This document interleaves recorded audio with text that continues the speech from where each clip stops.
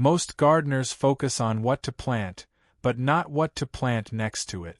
And that's exactly why two gardens, with the same soil, the same sunlight, and even the same seeds, can end up looking completely different.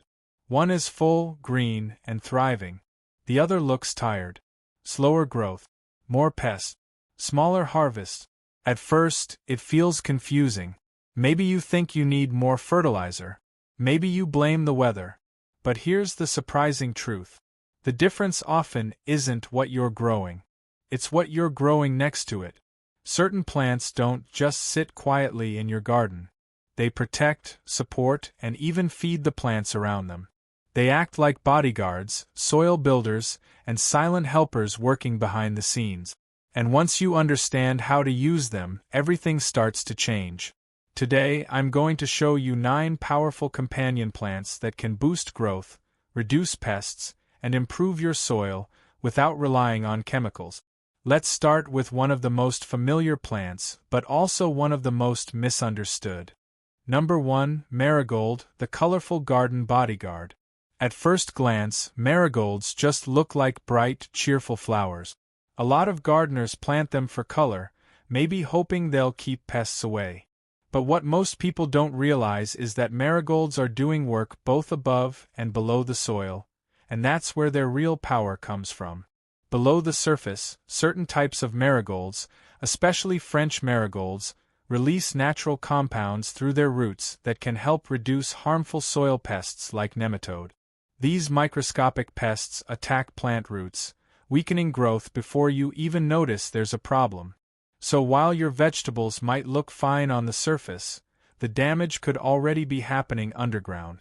This is where marigolds quietly step in as protection. Above ground, their strong scent can confuse flying insects, making it harder for pests to locate crops like tomatoes, peppers, and beans. It doesn't mean pests disappear completely, but it can reduce how often they settle in your garden. The key, though, is placement. Instead of planting 1 or 2 marigolds in a random corner, space them throughout your garden beds or use them as borders around vulnerable crops. That's what creates a stronger protective effect. And it's also important to remember, not all marigolds work the same way. French varieties tend to be more effective for soil health, while larger African marigolds are more ornamental. Used correctly, marigolds become more than decoration. They become part of your garden's defense system. But pests aren't the only problem. Sometimes your soil itself needs help. Number 2, clover, the living fertilizer. Now this is where things get interesting, because clover is one of those plants many gardeners spend years trying to remove. It shows up uninvited, spreads low across the ground, and gets labeled as a weed. But in reality, clover is doing something incredibly valuable, something most gardeners don't even realize. It's feeding your soil. Clover belongs to a group of plants that can take nitrogen from the air and convert it into a form that plants can actually use. This process happens through beneficial bacteria in its root system, quietly enriching the soil over time. And that matters because nitrogen is one of the main nutrients responsible for strong, leafy growth. So instead of constantly adding fertilizers, clover can help supply that nutrient naturally. But that's only part of the benefit. Clover also acts like a living mulch.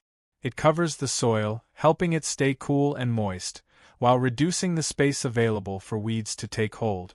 In hot climates or dry conditions, this can make a noticeable difference in how your garden performs. The key is control. You don't want clover completely taking over your bed. Instead, use it intentionally, between rows around taller crops, or in pathways where it won't compete heavily. With the right setup, clover stops being a problem and starts becoming one of the easiest ways to improve soil health naturally. Now let's talk about a plant that doesn't just protect your garden, but can actually enhance the crops you're growing. Number 3, basil, the aromatic enhancer. Basil is one of those plants most gardeners already love, but usually for the kitchen. Fresh leaves, strong aroma, great flavor. That's what it's known for. But in the garden, basil does something more subtle and surprisingly powerful. When planted near crops like tomatoes, basil can help improve overall growth and may even influence flavor development. While it's not magic, many experienced gardeners swear by this pairing, and there's a reason it keeps showing up in well-performing gardens. Part of the benefit comes from its scent.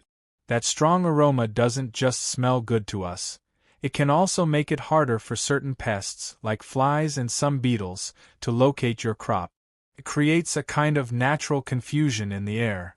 But for basil to really do its job, it needs the right conditions. It thrives in warm weather, full sun, and well-drained soil. And it benefits from regular harvesting, which keeps the plant bushy and productive. When planting, keep it close to your main crops, but not so close that it blocks airflow. Good spacing helps prevent moisture buildup and disease. It's a simple addition, but in the right spot, basil can quietly upgrade both the health and productivity of your garden. But some plants don't just help above ground. They work deep below the surface, changing the structure of your soil itself.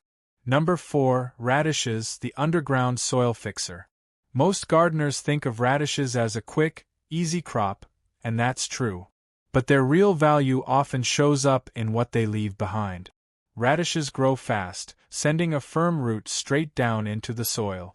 As that root expands, it naturally breaks up compacted layers, creating small channels that improve airflow and water movement underground. And this matters more than most people realize. Compacted soil is one of the hidden reasons plants struggle. Roots can't spread properly, water drains poorly, and growth becomes slow and uneven. Radishes help solve that problem in a simple, natural way. Even better, when you harvest them, or even if you leave a few to decompose in place, those root channels remain. They create space for future crops to establish stronger root systems. Radishes can also act as a trap crop, attracting certain pests like flea beetles away from more valuable plants. It's not perfect, but it can reduce pressure where it matters. For best results, sow them between slower-growing crops like carrots or lettuce. They mature quickly, improve the soil, and make room for what comes next. Just be careful not to let them bolt and go to seed unless that's your goal, as the texture and usefulness change quickly. It's a small plant with a big underground impact. Next is a plant that works more like a natural shield. Number 5. Garlic, the invisible pest repellent. Garlic doesn't look like a defensive plant. It grows quietly, with narrow leaves and very little space above ground. But what it releases into the soil and air can make a real difference. Garlic contains sulfur compounds that many pests simply don't like. These compounds can help deter insects and may even reduce some fungal issues in the surrounding area. This is why you'll often see garlic planted near roses, fruit trees, and leafy greens, plants that tend to attract unwanted attention. It doesn't mean pests disappear completely. But garlic can make your garden less inviting, which is often enough to reduce damage over time. Timing also matters here. In many climates, garlic is planted in the cooler months and grows slowly through winter into spring. That makes it a great long-term companion, quietly working in the background while other crops come and go. For placement, think in terms of protection zones. Plant garlic around the edges of beds or near crops that tend to struggle with pests. One important detail: garlic doesn't pair well with everything. It can slow the growth of legumes like beans and peas, so it's better to keep those separated. Used thoughtfully, garlic becomes part of your garden's natural defense system, without needing sprays or treatments. Now let's look at a plant that doesn't push pests away, but instead brings the right helpers in. Number 6. Dill, the beneficial insect magnet. If your garden feels like it's constantly under attack, the solution isn't always to fight harder. Sometimes it's to invite help. Dill is one of the best plants for doing exactly that. When it flowers, it attracts a wide range of beneficial insects, ladybugs, lacewings, and parasitic wasps, that feed on common pests like aphids and caterpillars. So instead of constantly reacting to pest problems, you're building a system that helps control them naturally. It also attracts pollinators, which can improve fruit set and overall yields for crops nearby. But here's where many gardeners miss the opportunity. They harvest dill too early. If you want the full benefit, you need to let at least some of your dill plants grow to the flowering stage. That's when they become a magnet for helpful insects. Dill prefers full sun and well-drained soil, and it grows quickly. In many gardens, it will also self-seed, coming back year after year with very little effort. That can be helpful, but it also means you may need to manage where it grows so it doesn't crowd out other plants. When used intentionally, dill shifts your garden from constant pest control to natural balance. But what about protecting your plants more directly, especially when pests are already showing up? Number 7. Nasturtiums, the sacrificial protector. This is where companion planting starts to feel a little counterintuitive, because instead of trying to repel pests, nasturtiums actually attract them. And that's exactly the point. Nasturtiums act as a trap crop, especially for pests like aphids. They draw attention away from your main crops, giving insects an easier target so they leave your vegetables alone. At first, this might feel like you're creating a problem on purpose. But in practice, it can protect far more valuable plants like cucumbers, beans, and leafy greens. The key is placement. Plant nasturtiums close enough to your vulnerable crops so pests find them first, but not so close that infestations easily spread back. Think of them as a buffer zone, a living decoy.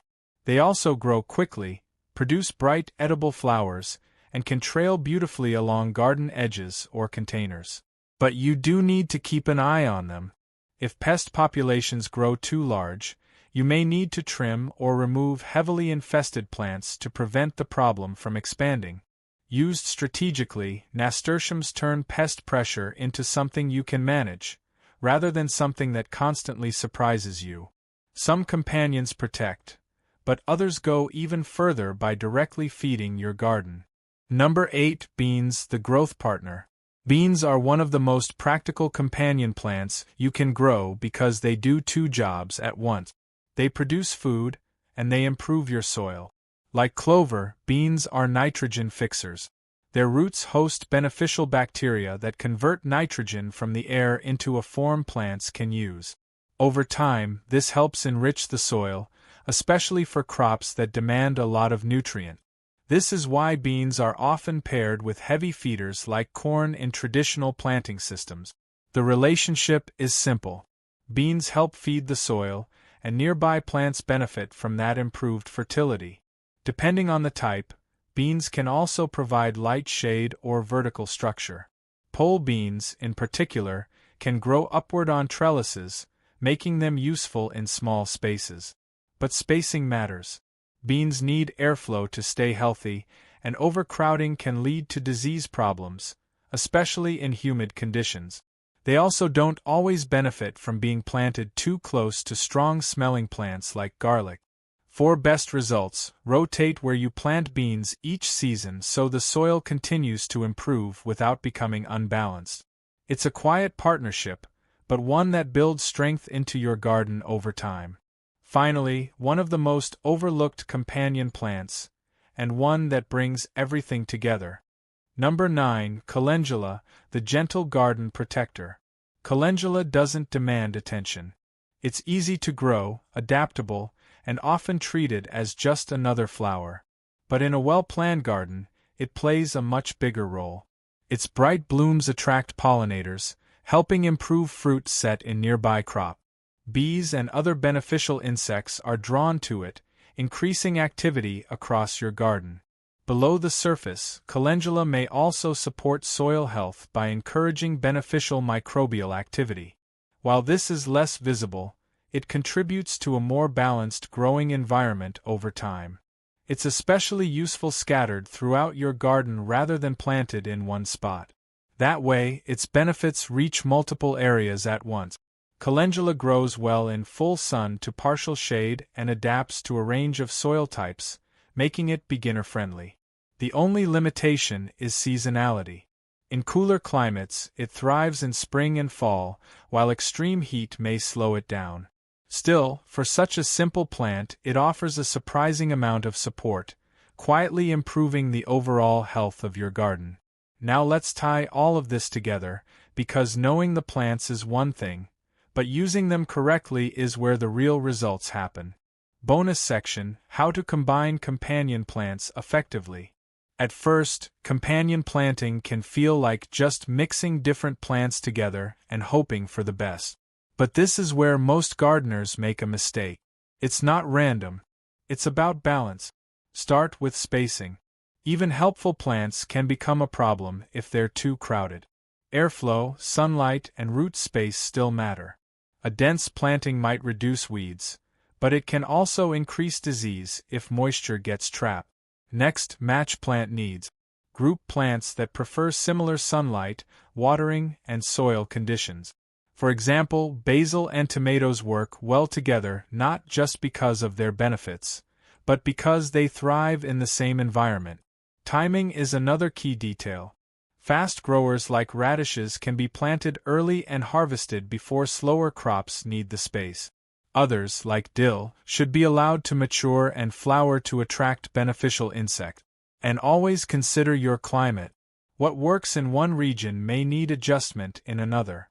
Heat, humidity, and rainfall all influence how these plant relationships play out. The real secret is observation. Start small. Try 2 or 3 combinations. Watch how your plants respond. Because once you begin to see these patterns, your garden stops feeling unpredictable and starts working with you. And that's really what this is all about. A garden that supports itself. A system where plants help each other grow stronger, healthier, and more productive, without relying on constant input. If there's one thing to take away from all of this, it's that your garden isn't just a collection of individual plants. It's a community. And when you choose the right companions, everything changes. You'll notice stronger growth, fewer pest problems, better soil over time. Not overnight, but steadily, season after season. So if you're just getting started, keep it simple. Pick 2 or 3 companion plants from this list and try them in your garden. See how they interact. See what improves. And build from there. Now I'd love to hear from you. Which companion plant are you most excited to try first? Let me know in the comments. And if you found this helpful, consider subscribing for more simple, practical ways to build a healthier, more productive garden.